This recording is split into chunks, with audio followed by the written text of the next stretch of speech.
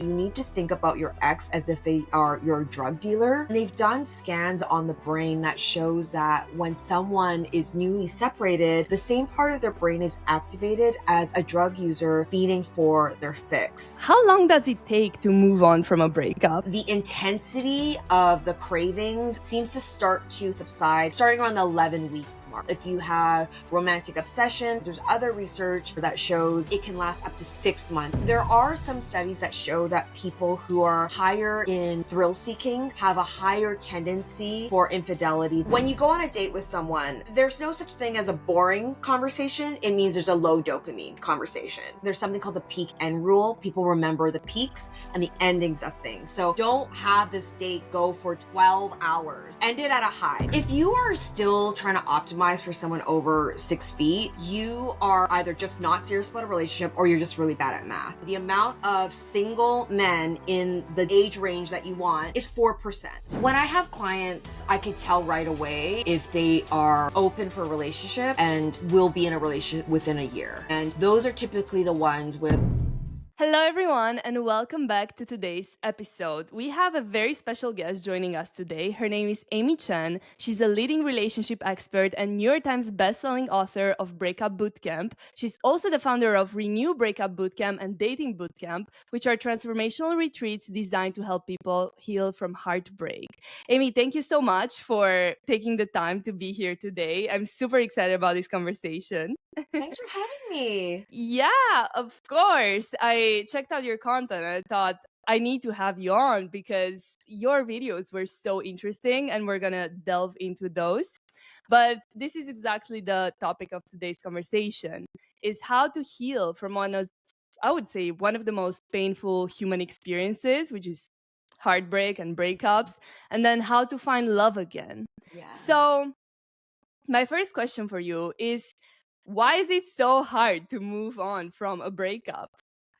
Yeah, well, there's two different reasons. So I'll get into the first one, which a lot of it is chemical. So when we are with someone, there are all these different chemicals, right? There's dopamine, there's oxytocin, the bonding chemicals. And when that person is no longer in our lives, our body is suddenly like, where's the dopamine? Where's the oxytocin? Let me go and get it. And it makes you go into a craving state. And when you are in a craving state, you're motivated to go and get back that chemical fix in a way. So I always tell my clients that you need to think about your ex as if they are your drug dealer. And so constantly going back that. to look at their Instagram or contacting them will only keep you almost addicted to them. And they've done scans on the brain that shows that when someone is newly separated, the same part of their brain is activated as a drug user feeding for their fix. So that's reason one. Yeah, if that's not enough. Yeah, and reason two is human beings, we are designed to pair bond. And so when we have someone in our lives, they become our sense of safety and they become the person we can turn to. And when that is ripped out from out of our lives, there's so much uncertainty and it's very destabilizing for a person. Absolutely. And like you say, it's literally like a drug addiction. So, it's in our biology, like that craving, that withdrawal. So it should be taken like more seriously than people usually take it. And it's like, oh, just get over it. It's like, well, it's not that easy. And how long does it take to move on from a breakup?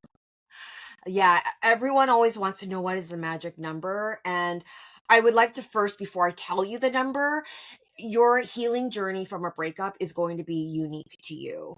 But there is some research. So the journal Positive Psychology showed that in a study that the intensity of the cravings and the emotional roller coaster seems to start to hit its emotional peak and subside starting around the 11-week mark. Now, it really does depend on things like your attachment style, if you have romantic obsession, because there's other research from Helen Fisher that shows in fMRI brain scans that it can last up to 6 months, this very intense craving for the ex. Mm. And does it depend on factors such as how long you've been with the person or anything like that? Because I've heard, it takes half the time to heal after. I don't know if it's a myth or not. That's a myth. And Okay. so, length of time doesn't necessarily equal this is how long it's going to take, because there are some couples. So, for example, maybe someone's been married for 20 years, but for 5 to 8 years of that relationship, it was already dead. The Mm. relationship already expired. So they're processing that breakup. Now, this is very interesting because there are some people who are in situationships or these undefined relationships or very short ones, and they go through this breakup or this abrupt ending and they are just beside themselves and they don't understand why. Well, there's a reason for it. When you are in this kind of new relationship energy, there's so much dopamine, and it's like you're on a peak of the chemicals and then it's cut off from you. So that can cause someone to really go into withdrawal because the drop was so high. Absolutely. And I think our brain also hates like open loops. Yeah. So when it doesn't have, the closure, all the information even about that person, because if you are in a situationship, you didn't get to truly know them and to see how they are. So I think sometimes they can actually be more painful and, cause more obsession than relationships that have lasted years or have been way deeper or more love involved, but Yeah. because of the way our brain works, they can become incredibly painful. Yeah, and I just remember when I went through my really big breakup, why I started Breakup Bootcamp. I was just almost like a CIA agent. I was just trying to get all the clues and understand it because it's true. And I think there's a term for that called like the Zagarnik effect or something like that, where our brain doesn't like these open loops. So I'm like, if I could find the facts, if I could piece it all together, maybe that will give me closure. But it never gave me closure. Accepting and going through the process of healing is what ultimately gives yourself closure, not finding a fact. Absolutely. And I'd love to hear more about your history and, what made you write this book. Yeah, so I grew up thinking that the dream was date, get married, have kids, and that's what I knew through my parents, through my friends.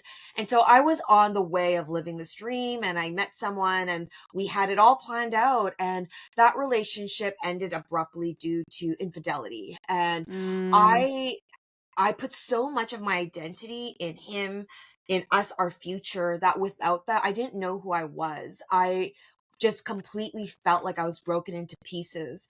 And so I wasn't just grieving my romantic partner, I was grieving my best friend. I was grieving my identity. I was grieving this future that will now never be actualized. And all of that coming down at once caused me to completely break. I'm so sorry to hear. And I think, yeah, infidelity is such a painful experience. How do you move on from something like that? Yeah, infidelity is so hard because it is you then go and start doubting everything about the relationship. And Mm. what I've realized now on the other side of that is I if say there's 100 data points of a relationship, and for me the infidelity was at the very end, and that made up like 5 data points. I just focused on those 5 data points for the next 2.5 years. And I vilified him. Mm. And I was like, you can't trust men. And I didn't see the 95 other data points of when he was kind, when we were doing really well. And this negative bias really turned this heartbreak into something a lot more bigger. So I just think that an act of betrayal. I think it's different if it was throughout the relationship, but one act of fidelity doesn't mean the entire relationship was bad. And number two, it requires some time to rebuild your intuition and trust in yourself, but shaming yourself and just getting angry at yourself for not seeing the red flags is not going to be helpful, because we all become experts in reading red flags after the relationship is over. Yeah, 100%.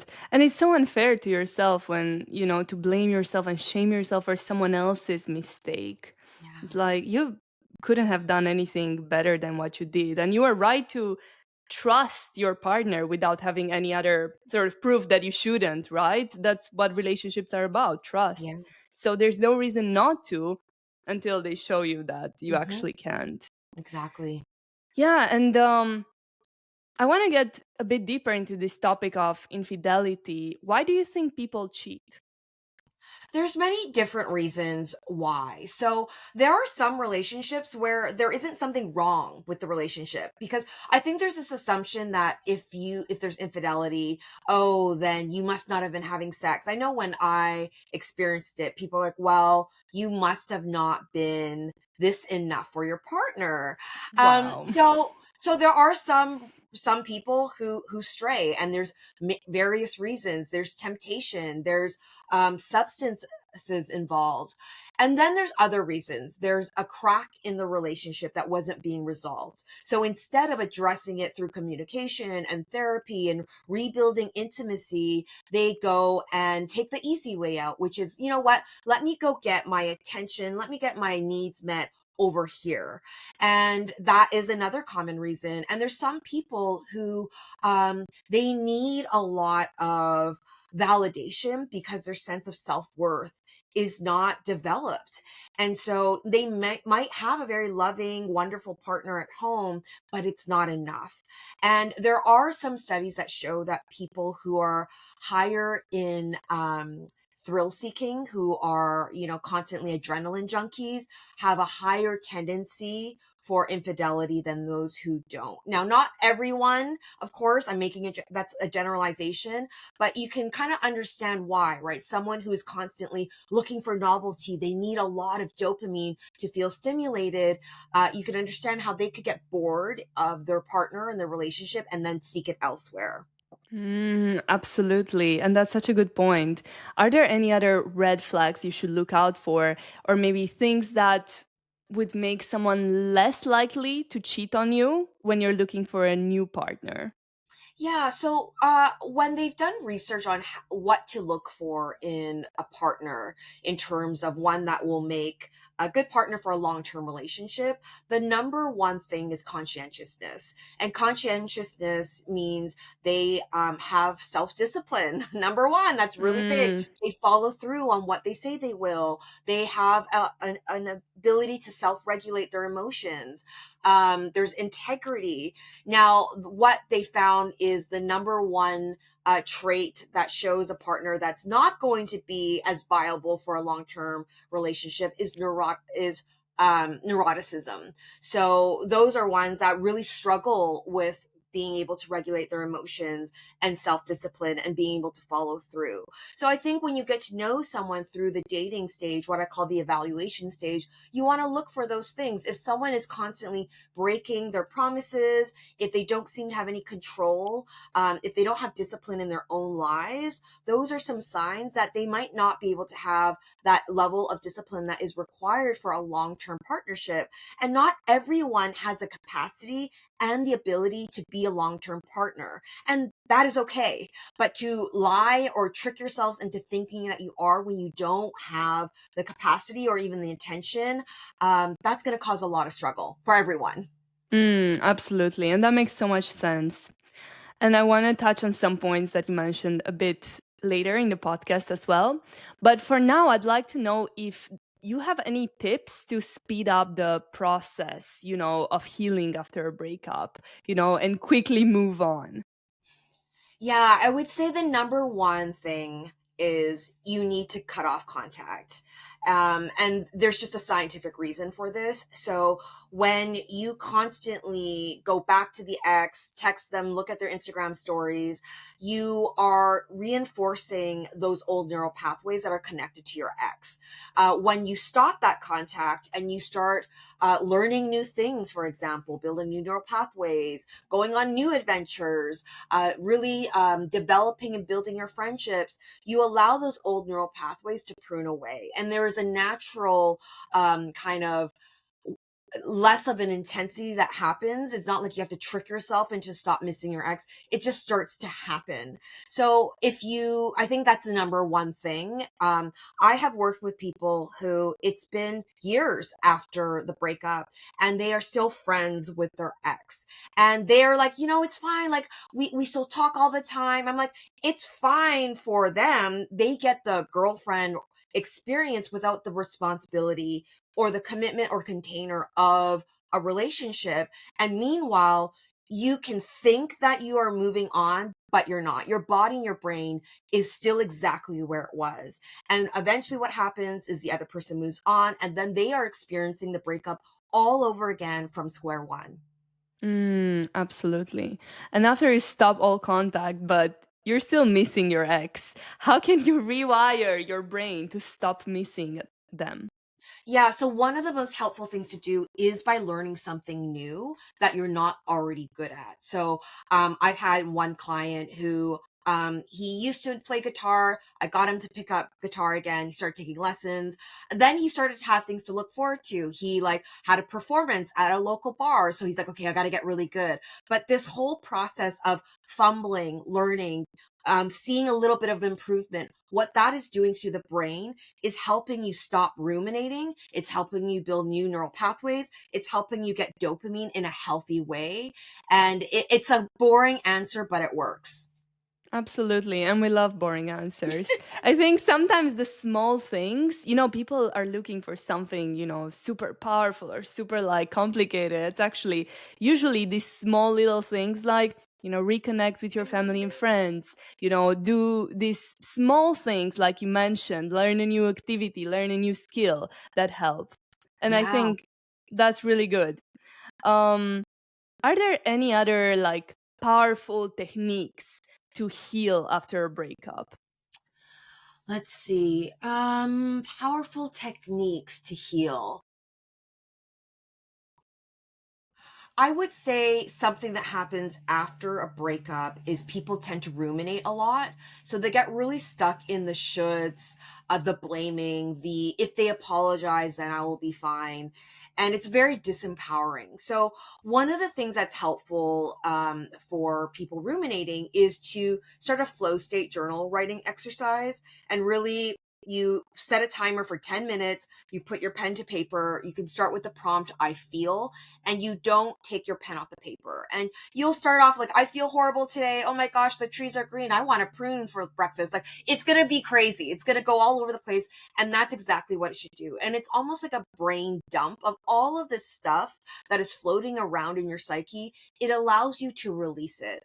And the research shows that when you do this, it helps your brain go like, oh, I already addressed this. So at 2 o'clock, 4 o'clock, 5 o'clock, it's not like your brain is like, oh, I have to address that thing. So I think you're trying to find these different ways to release all of this stuff that is inside you after a breakup and finding healthy ways. So flow state journal writing is definitely one of them.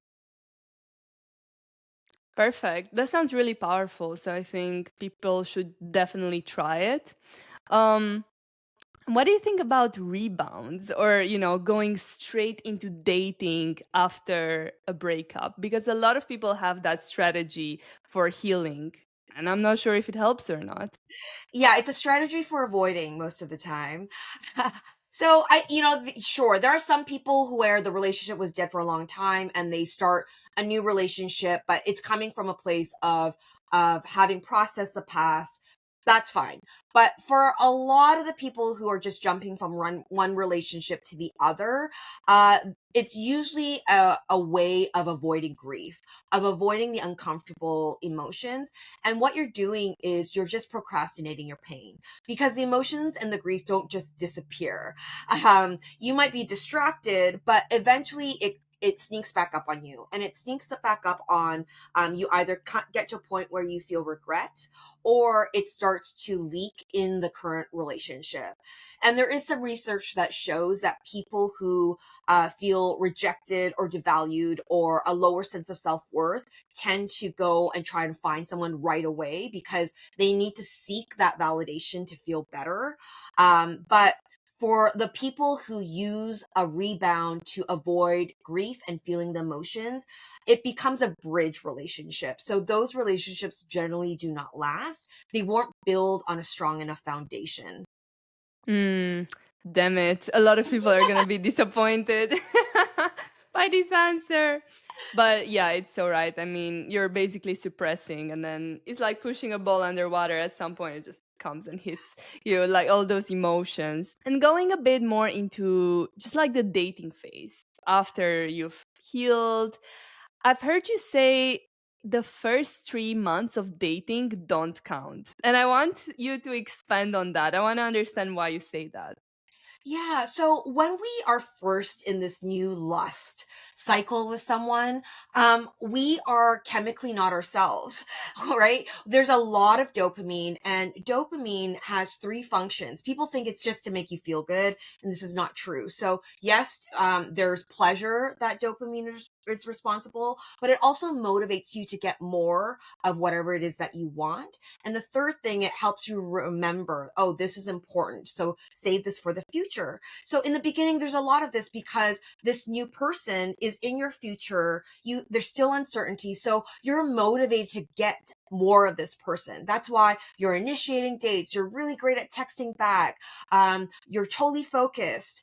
And there's also, a drop in serotonin. So it makes you very almost obsessive over the person.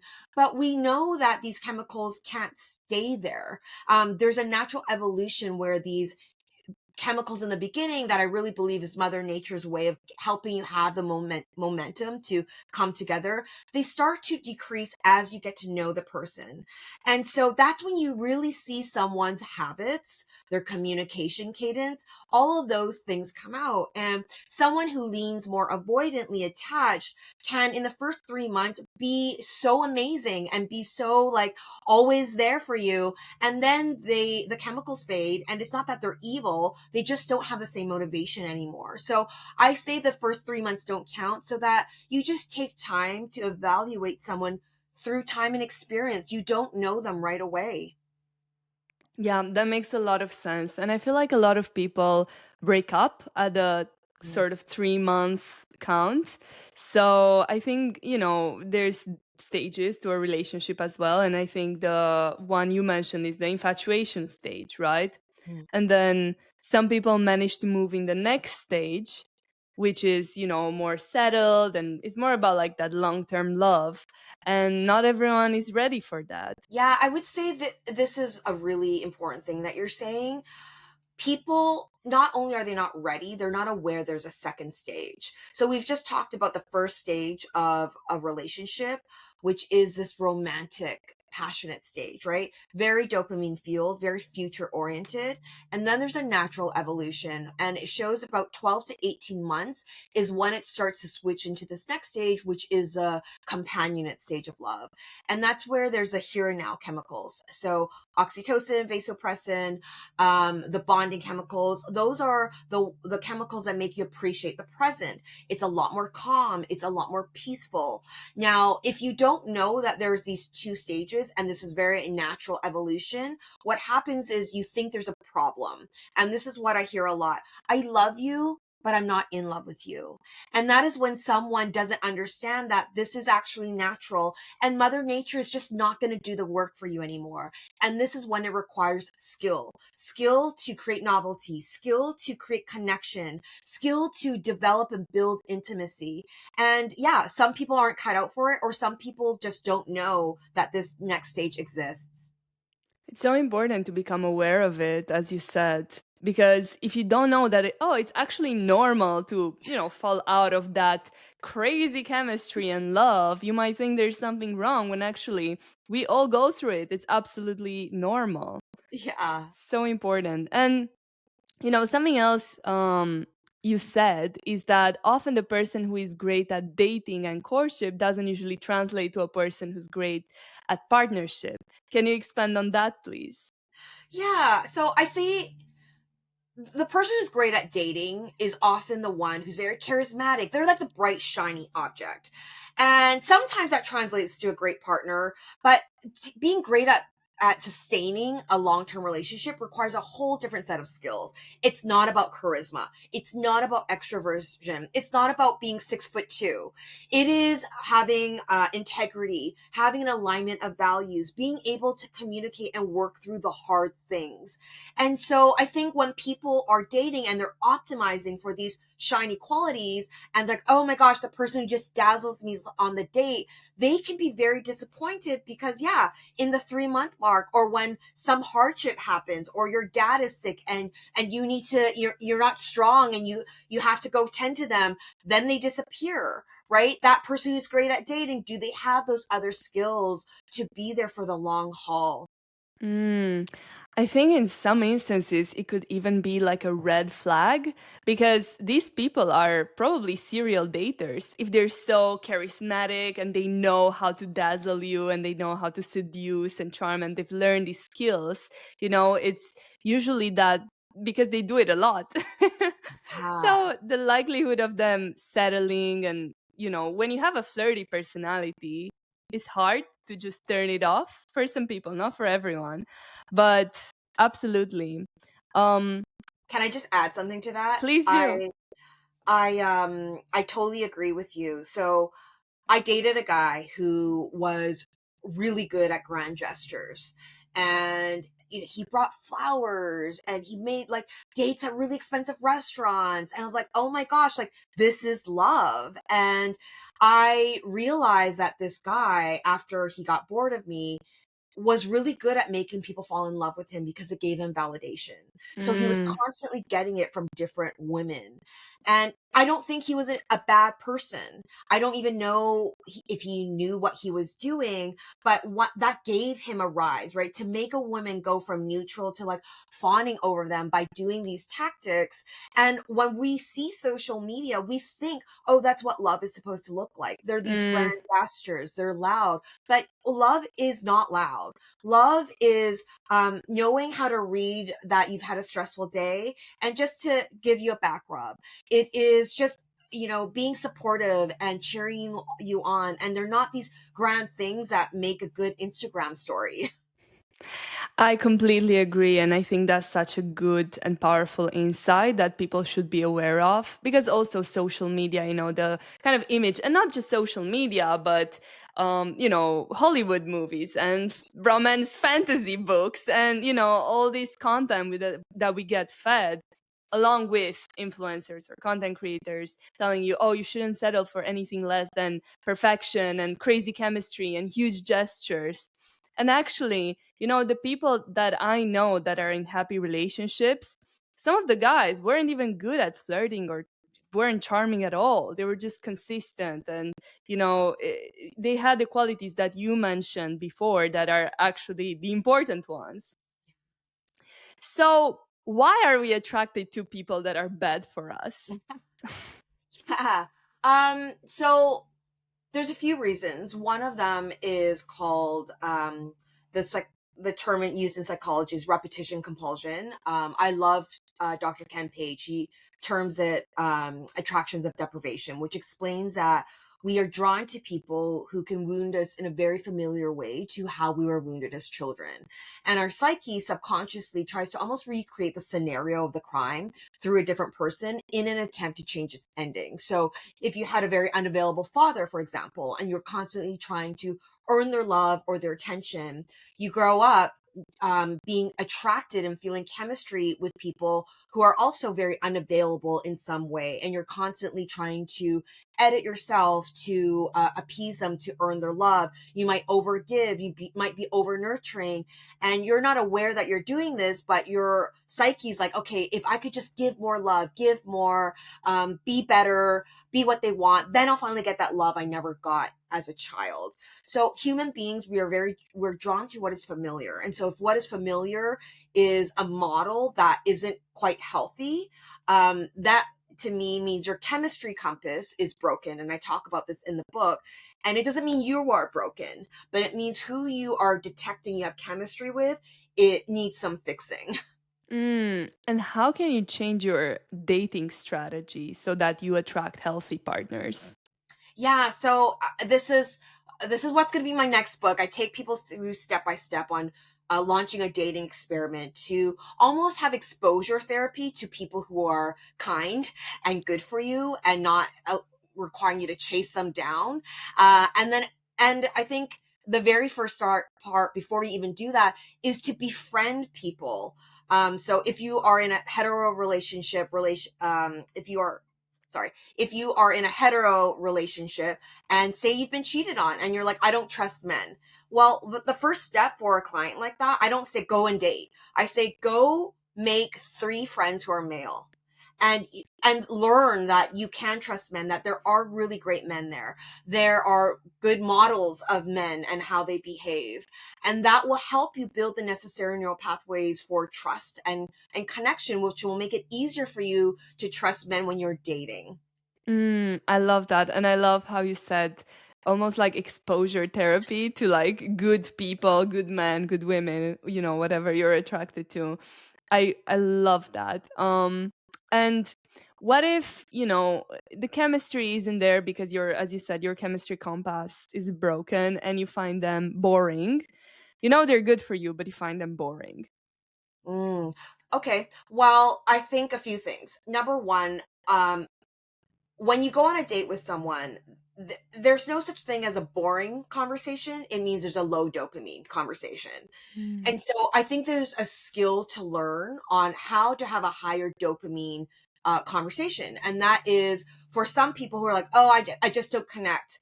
Well, let's troubleshoot that, because typically that is someone who is not self-disclosing. Because when you are sharing things about yourself, you are releasing dopamine. If the other person is talking the whole time, they are releasing dopamine. So they will leave feeling great about their date and you won't. So I think we need to be, instead of having these general like, oh, they're boring or dating sucks, actually troubleshooting what is actually going on and finding the strategy for that. And number 2, I think that you don't need a 10 out of 10 chemistry. And usually if you have a history of choosing unhealthy partners, 10 out of 10 chemistry is a red light, not a green one. It's showing there's probably some attraction of deprivation there. So if it's a 5 and above in terms of connection, you go again. And all you want to ask yourself on the first and second date is, am I having fun? Do I want to see them again? If you want to see them again, that means there is some dopamine. Go again. And there's something called the mirror exposure effect, which means the more we see someone, the more we're exposed to someone, it amplifies the base feeling. So sometimes our brain takes some time to catch up to see what type of connection it is. I think that's so true. I completely agree. Also, we like the 10 out of 10 chemistry. If you've dated toxic people in the past or your relationships have been toxic, that's a red flag for you. Like, we're not going for chemistry. And, you know, the amount of people that I know that are in happy marriages or relationships that didn't initially feel that chemistry with their partner is crazy. Like, it's so many. And it feels like the healthiest relationships usually start off not on like a crazy high note, but you know, more of a 5 out of 10, like you were saying, 6 out of 10, you know, somewhere there. Yeah. So, you know, I think one of the other reasons people choose people that are bad for them or, you know, unavailable in some way is because of their attachment style. Is there a way to change your attachment style? So there's actually new research. I was speaking to Dr. Gourmet, who runs the Secure Lab at Simon Fraser University, and a lot of people are using the information from the book Attached as like their Bible for attachment. But you know that was published, I think, over 12 years ago, and so you're not. One of the biggest differences in the new research is that you're not in an attachment bucket. You have an attachment orientation, which is influenced and impacted by, yes, your primary caregivers, but they can also change through time. So I think number 1 is to understand that you can lean more anxious or lean more avoidant based on who you're dating, based on what is happening in your life as well. And it can change. So I think that's more empowering than to be like, oh, I'm anxious, I always do this. Or like, he's an avoidant, he's always going to be like that. Or avoid avoidance because I think they're vilified. So the goal is to become more secure. And, you know, whether you lean more anxious or more avoidant, they're both they both have the same fear that intimacy is not safe. They just react to that fear in different ways. The more anxious person will cling to it, whereas the more avoidant person will then push it away. And the goal is to find ways to feel more safe around intimacy. So I think for someone who leans more avoidant, some of the new research shows that buffering is actually extremely effective. So not having a conversation about your feelings like face to face, that extremely causes the nervous system to get very like push it away, but instead doing an activity side by side. So maybe you're cooking, maybe you're going for a hike, and then going from 0 to 5 versus 0 to 100 in terms of conversations that go a little bit deeper and talk a little bit more about emotions. So that is one thing that if you lean more avoidant or you're dating someone who leans more avoidant, can be a tip that can be very helpful. And then they're like, oh, it is safe to have this conversation and share a bit about myself. Reinforces that, do it again, reinforces that. And that's how we slowly, gradually shift. For someone who leans more anxiously attached, I think, again, boring thing, but really learning how to pause. Because when we feel that sense of disconnection, it gets our nervous system into this state of like, I'm going to die. And so in that state, we're also very stressed out. So we are pumped up with adrenaline and cortisol, and adrenaline makes us take action. And that is when we will do something that we typically regret, right? We might call like crazy. We might berate the person. We might go date someone else to take the edge off. And really, we need to self-regulate ourselves before we try to go and co-regulate. So shaking it off, setting a timer for 2 minutes, shaking from head to toe to allow the adrenaline and the cortisol to metabolize, then doing some deep breathing to get your nervous system to calm, and then asking yourself some questions to get your prefrontal cortex back online. Like, is there an actual threat to my safety? Is there a story that I'm making up right now? If I was to give this person the benefit of doubt, what would that perspective look like? And then making the commitment to not do anything for 24 hours. Sure, you want to write that email? Don't send it. But find another way to, if you need to co-regulate, maybe with a friend, but don't go and do something you will regret. The amount of times I wrote messages, like 3 paragraphs in my notes and then never sent them, read them again 3 hours later. I was like, wow, that was crazy. So happy I didn't send them. And yeah, I think, again, you said it's a simple tip, but I think it's so powerful, for avoidance to kind of have that gradual approach, and then for anxious people to pause. That's really powerful because, in the moment when you're triggered, it feels like the house is burning and I need to act right now or everyone's gonna die, right? Yeah. And it's really important to take a step back, even look around you and be like, okay, am I safe? Yeah. Kind of grounding yourself back in the present moment. It's like, actually, there's no threat here. So Yeah. I think that's really powerful. And, when you're dating and looking for a new partner, how would you know if someone is over their ex or not over their ex? If someone is still vilifying their ex or blaming their ex or hoping for their ex to change, they are still in a relationship with their ex. They might not be, have the label, but their energy and their heart space is still taken up by their ex. And that is a sign that they still have to do some processing. Now, I do believe that you can still have some grief and sadness over a relationship not working, and you can also make space for another relationship and be excited. I don't think it's this clear like stop line and start line, but you can tell if someone is still consumed by their ex and that energy still pouring out to this third thing. Yeah, absolutely. And, another fun kind of question is, how does money impact power dynamics in a relationship? I have a lot of clients who um, I work with 30 years later, where they started off dating and the guy was like, you know what, you don't have to work. And they're like, great. So they stop working. Some of them have kids. And in the beginning, it's great. And they come to me 30 years later when the divorce is happening. And unfortunately, it sounds so cliche, most of these cases is there's been infidelity from the husband. And so they are like, I don't know what to do. I don't know anything about finances. I haven't been in the workforce. And so not only are they grappling with this divorce, but they don't have the skills or the money skills to be able to be okay. So it makes it extremely hard. I do believe money, if someone is making all the money and they're your lifeline, it is going to impact power dynamics.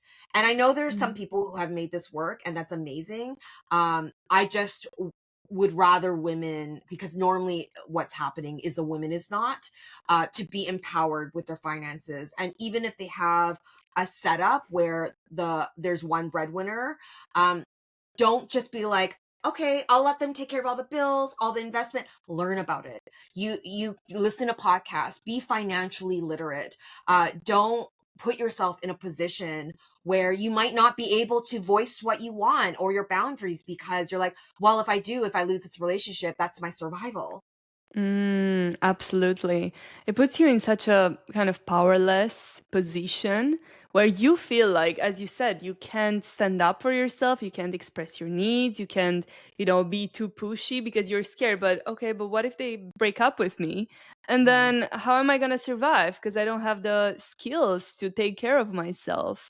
yeah. So even if you have, savings, or even, getting a job as a whatever barista, it doesn't have to be anything big, but having that sense that I can take care of myself and that Yes. confidence that, I don't need that man in order to survive. Yeah. I want them, but I don't need them, which is Yeah. a big difference. Hmm. And, we have a loneliness epidemic going on at the moment. And I wanted to have your take on what is contributing to the loneliness epidemic and why are there so many single people? The lonely epidemic skews more towards men, because actually with women, they have found when women are not partnered, they actually, their happiness levels don't decline. And this is because they are making friends. They are going on self-care trips to Bali. They're creating a very full life where there's still community and love. Whereas with men, they are not doing this. And so this is where they are falling into depression, anxiety, substance abuse, high rates of suicide. It's happening with men. It's not happening with the women. And I think a lot of this is on how men are socialized, where they're taught from a young age to be strong, not show emotions. They're not having those deep conversations. They don't have, they're not building the skills to go and meet other friends. And I don't know how much of it is biological, how much of it is socialization. But it is an uncomfortable skill that you have to learn how to master. And I know for myself, I'm in my 40s. When I moved from New York back to Vancouver, I was like, I need to make new friends. Like, how am I going to do that? I went on friend dates. I hosted dinners where I'm like, bring someone you think I would get along with. And I had to build a whole entire new set of friends. And I still do that to this day. Like, I'm not just ever coasting. I'm like, I have a goal this year is to make 2 new friends and have them in my inner circle. And I will go and seek it. Like, I'm very intentional about my relationship. So I think whether you are a man or a woman or somewhere in between, don't let people just happen to you, whether it's friends, whether it's romantic partners. Stop just sitting there reacting to people's energy if someone's going to choose you or if they're not. It is a very disempowered way to live. Look at the life you want to build, and romantic love is just one part of it. I look at it as 50%. Okay. I used to be like, romantic love is 90%. I saw how that turned out. I became codependent. I was super anxious all the time, and I was disempowered. And now I've decentered my romantic relationship. Half is still a lot, but I get love through community, through friends, through volunteering, through giving back, through animals. There's so many different types of love. It's not just romantic. I absolutely love that. And I 100% agree. And this is something something very similar I went through as well with, making love the center of my life and then learning to, kind of if you were to imagine little islands, like I'm in the middle and then there's different islands, and then the romantic island is a big one, Yeah. but there's still different islands that give me fulfillment and happiness, and community and friends has been a huge island, you know, a huge part of that. And it requires effort. You know, there's this belief that also with romantic relationships, don't look for it, it will just happen. It's like, if I didn't look for it, I'd be single to this day, you know, if I just waited in my flat or on the street. Especially how things are nowadays, like, because of dating apps, men, women, whatever, they're petrified of rejection, right? Because dating apps have kind of removed that barrier, and now they've made rejection almost invisible. And Mhm. now people are so scared of getting rejected, they're not going to come up to you and approach you, Yeah. you know? And because of that, we don't get, like, people don't approach us in real life anymore. Or you know, it happens sometimes, but it's Mhm. very rare. And so unless you're intentional with it and put effort into it, both your romantic life and your friendships, it's not going to happen, because at the end of the day, it's also a numbers game with Mhm. both. You have Yeah. to, it's like sales, you know. You have to send a bunch of cold messages and 5 reply and 1 converts to a client, you know. Same thing here. It's like, you talk to 100 people, maybe you go on 5 dates, maybe 1 like turns to be a friend or a partner, a romantic partner. Yeah, for sure. Yeah. And how do you know if someone is going to be single for a long time? When I have clients, I could tell right away if they are open for a relationship and will be in a relationship within a year. And I'm very accurate. And then I can tell when someone is not. And those are typically the ones where, the, you know, Amy, I want a relationship. And then they have all of these rules and parameters. They have a height requirement, or they have a certain age window that they have to be within, or they have to work a certain profession or make a certain amount of money. And it's not, and I'm not saying don't date someone you are attracted to. Attraction is important. But the fact of having all of these barriers shows me that the heart is not open. And that person who, like, I'll give you an example. I just had a client who's like, yeah, I want someone, but I want them to be between 25 to 30 years old. This guy's in his mid 40s. Um, and he led with that. So I don't doubt, yeah, he can be with a very attractive 25-year-old. I'm not saying that he won't, but to know, to have that as a thing you lead with shows me this person is really operating from their ego, and not actually, there's not an alignment between their conscious and their subconscious on actually wanting a relationship. So Mm. yeah, people are always like, match me, match me. I'm like, I could put the perfect person in front of you, 10 of them, and you will do something to either sabotage the making of that connection or the sustaining of it. It's not just because you haven't met the right person. There's something going on. Absolutely. And this sort of superficial criteria that you mentioned, you know, like they don't work, and it kind of shows that the person isn't ready for deeper level of connection. Should women, I know a lot of women have, you know, this height sort of criteria, right? Also on dating apps, if you're under whatever 6 foot, they're not Yeah. even like, they're not even going to show or look at the person. Do you think women should date shorter guys? Yes, absolutely. Like, if you are still trying to optimize for someone over 6 feet, you are either just not serious about a relationship, or you're just really bad at math, because the numbers show, when you break it down, the amount of single men in the, like, a age range that you want, in the United States, this is the data, is 4%. So you have to understand, there's a lot of people vying for the 4%. Maybe you'll make it in there, but that's a lot of competition. So you Mm. can, or you can let go of the superficial parameter, which we know makes no difference in terms of long-term satisfaction, and be like, what is it that you actually want? What you actually want is a loving relationship. Well, the package can look very different. But when we're like height, you know, money, whatever, that is ego. And I know, because I used to be that. I used to be like, I only date entrepreneurs, and like they like dress a certain way and they look a certain way. That wasn't me wanting to create love.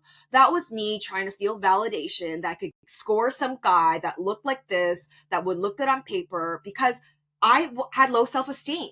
So I needed someone to make me feel better about myself. And of course I wasn't going to meet anyone. And I was single for 4.5 years, dating a lot, being like, oh, I can't find anyone. Well, the problem wasn't them. It was me. And I made a Mm. very clear decision when I was like, I'm going to stop this.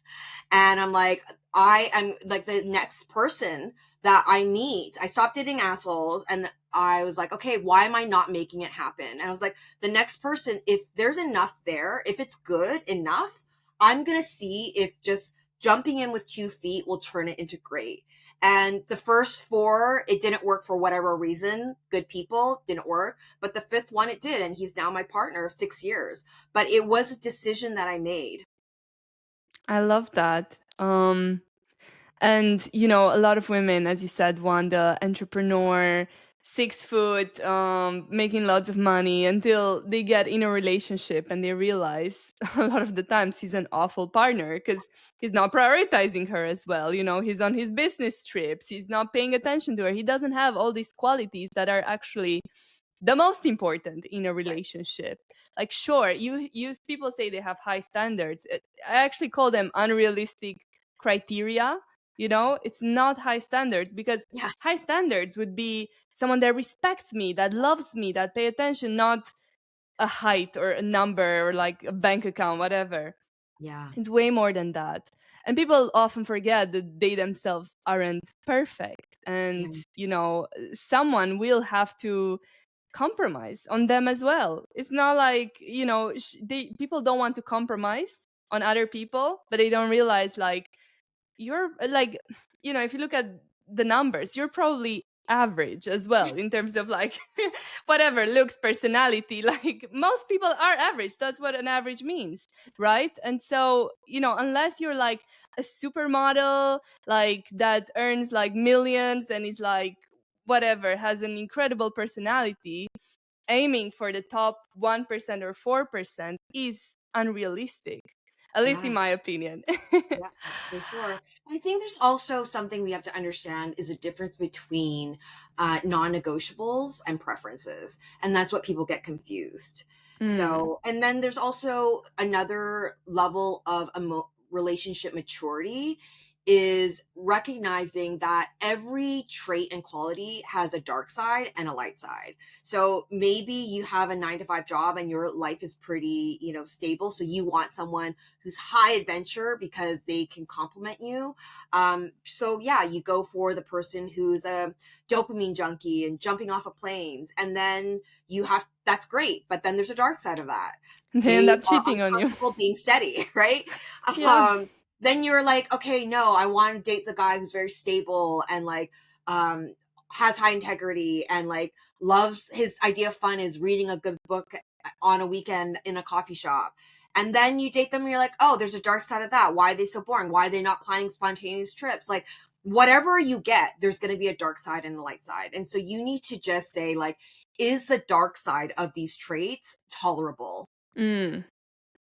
Yeah, there's always, I completely agree. There's always a compromise. It's just what you can deal with, basically. And what are the best and worst cities to date in the US? Ooh, so if it's in terms of numbers, we know that when there's a disproportionate ratio of men to women, it changes dating culture. So in cities where there's a lot of men, um, men tend to settle down a lot later. There's higher rates of infidelity. There's more casual sex. DC is one of the harder ones, where there's a disproportionate amount of men to women. But there's other places which are great if you are a woman. So San Jose has a lot. It's the ratios in your favor. Colorado, Denver is another one. Aspen is also another one. So Amazing. Yeah, I Yeah. think women should look into that, like the cities in the US or wherever you live, and look at the proportion of men to women, because it is important, if you have a lot of competition to say so. You go to, let's say, a museum and there's 20 women and one man versus 10 women, 10 men, right? It changes things. And do you have any psychology tricks to make a first date better? Yeah, so psychology tricks to make a first date better. Use this for good, not for evil. One is have momentum on the date. So you might start off at a drink, and then if the vibe is vibing, then from drink you go to the next spot, from the next spot you go to the next spot. Having that sense of movement actually creates momentum and energy in the date. Number two, there's something called the peak end rule. People remember the peaks and the endings of things, so don't have this date go for 12 hours. Like, yes, you want to just keep stretching it out, but instead, like, end it at a high. Maybe it's your fourth spot. You've been hanging out for 5 hours. Like, end it and then leave anticipation and room for you both to look forward to the next one. And the third one is, there is something called excitation transfer, where we do transfer the environment to our partner. So if you're doing something that gets your heart rate going a little bit, you will not be able to tell, and you'll transfer that excitement onto your partner. So go on a roller coaster ride or to a Yeah, horror sure. movie. It'll make you like the person more. Perfect. Yeah. So use this for good, not for evil, right? Yes. Like the audience watching, please. Amazing. I think that's a great way to end this podcast. Amy, thank you so much for your time and all your amazing insights. It was just such a fun conversation, and I think people can draw a lot of value, from it in terms of how to heal after a breakup, but also how to be better on dates and like how to choose the right partner. Yeah, thank you. This was so fun.